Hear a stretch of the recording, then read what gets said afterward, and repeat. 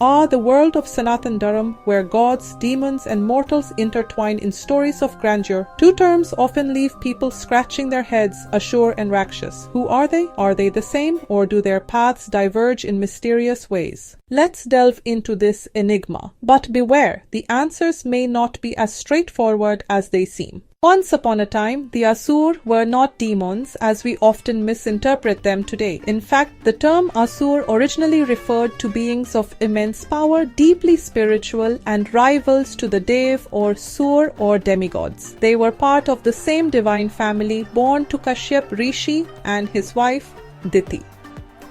The Sur or demigods were born to Kashyap Rishi and his other wife Aditi. So the Sur and Asur are half-siblings.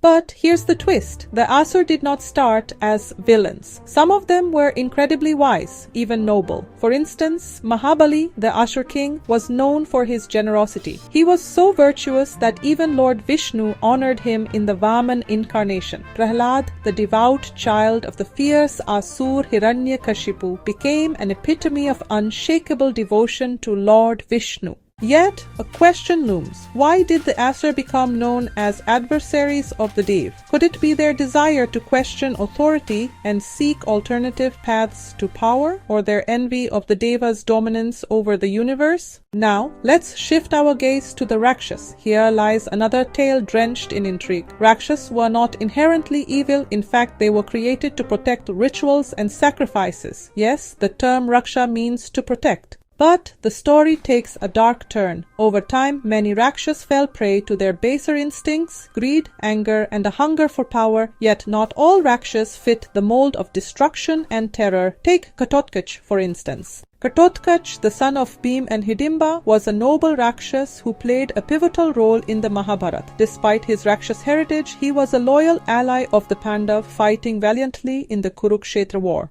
His ultimate sacrifice to save Arjun from Karna's devastating Shakti Astra showcases his unwavering dedication to Dharm or righteousness. But doesn't this example challenge our notions? If Ghatotkach could rise above his Rakshas instincts, could it be that Rakshas too had the potential for greatness? So, what about Vibhishan, the brother of Ravan, who, actually defected to take the side of Lord Ram? Doesn't this challenge our preconceived notions? While Asur and Rakshas both opposed the Dev and often clashed with Dharm or righteousness, their origins, motivations, and actions really do set them apart. Origins? Well, Asur or Daitya were born to Kashyap and Diti, making them, you could say, cosmic rivals of the Dev. Rakshas, on the other hand, were created by Brahma to protect sacrifices, but over time they kind of devolved into chaos. So, the philosophy of the Asur was often about ideological opposition, really questioning the established order of the Dev. They sought to attain power through tapasya or penance and their own intellectual prowess. On the other hand, Rakshas were,